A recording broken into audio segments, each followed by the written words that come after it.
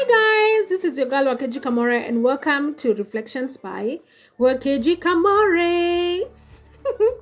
Today we are going to be looking at Ezra Chapter 8. If you haven't read this chapter, you know how we do it. You stop this recording and you just go and read the chapter for yourself. You understand what's happening there. Then you come back. You listen to the summary and the takeouts that I have from the chapter.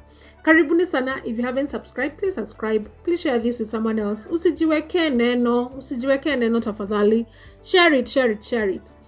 Chapter 8. This is first one of the things that I noticed now that Ezra has started writing the book of Ezra. Finally, ameanza kuandika kitabu.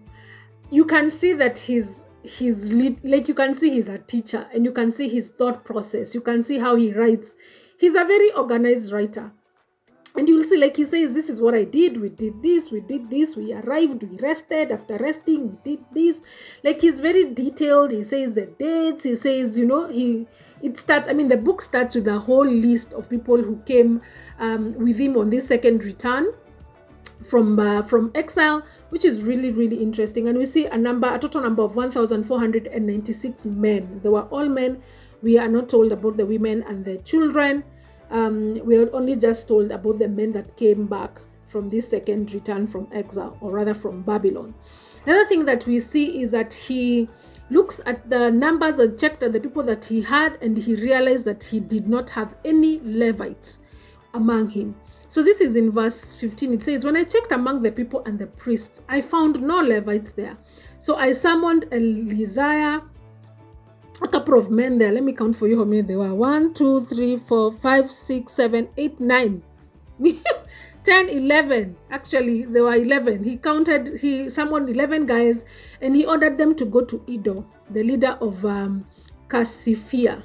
And I told them what to say to Iddo and his fellow Levites, the temple servants in Cassiphia, so that they might bring back attendance for us for the house of God. So why is he asking that there must be Levites in this trip, in this exile, in this return? First, remember that he had been given silver and gold that was supposed to be placed in the temple of God.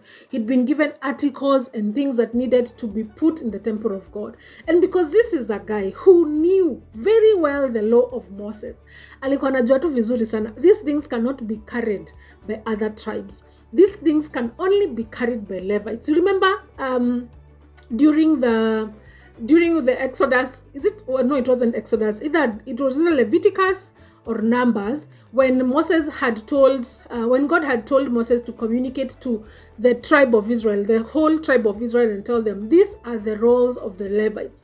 They are to carry like when we are moving from one place to another, there were some Levites that were supposed to carry the Ark of the Covenant. There were those that were supposed to carry the tents, or those that were supposed to carry the lamps and everything else that was inside the temple. And so Ezra, being the person who has really is very well versed with the law of Moses, he knew that these things should not be carried by other people, should only be carried by Levites. And so when he looked at this group of men that he'd come with, or rather they are starting this journey from Babylon. So they have moved from Babylon to this place. It's called Ahava Canal.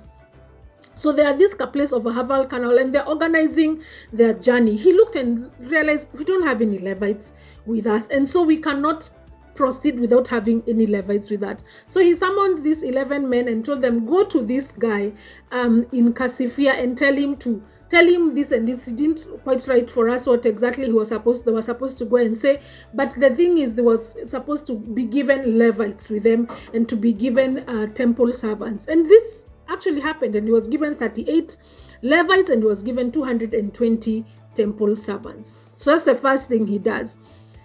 Check and see, we have no Levites, so we have no people to carry these things, so we need Levites to be among us, among this group. So he makes a plan and gets the Levites and the temple servants.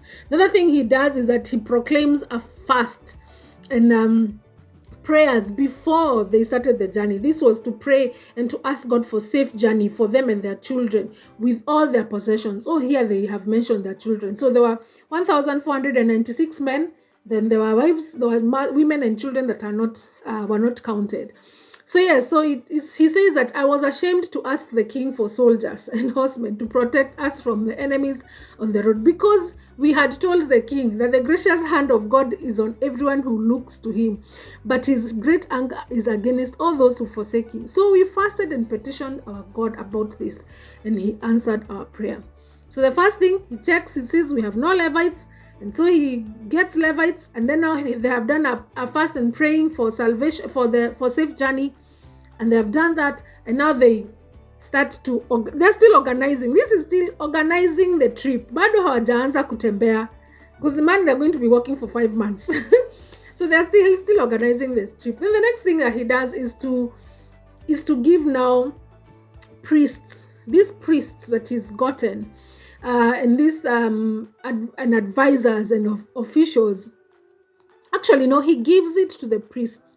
That the priests there were 12 priests, and he what he did is that he divided all the silver and all the gold and all the things that were supposed to be placed in the temple of God. He divided them amongst these 12 priests and told them, you are carrying this. Like, he weighed them, he weighed for them, and he weighed out 650 talents of silver, articles of gold, like 100 talents of gold, 200 bowls of gold, like kila mtu akapewa 1,000 darics. I don't even know what darics are. That one I have to Google. There was polished bronze, so everybody was given a portion to carry on this journey, because first, remember that only priests could carry these things, and that is why he needed the Levites, because priests could only be Levites. Tuko pamoja up until there.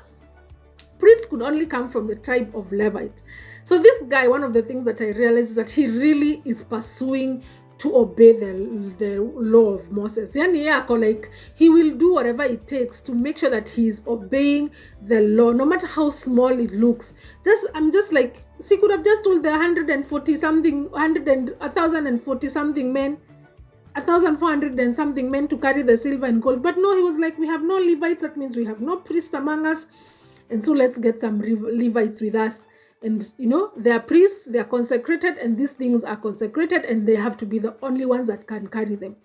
So he divides that to them, and now they start the journey. So they make the journey. They started the journey on the 12th day of the first month, and they got there on the last day of the 5th month. So it took them 5 months for them to actually get to Jerusalem. And it says that they arrived in Jerusalem and they rested for 3 days.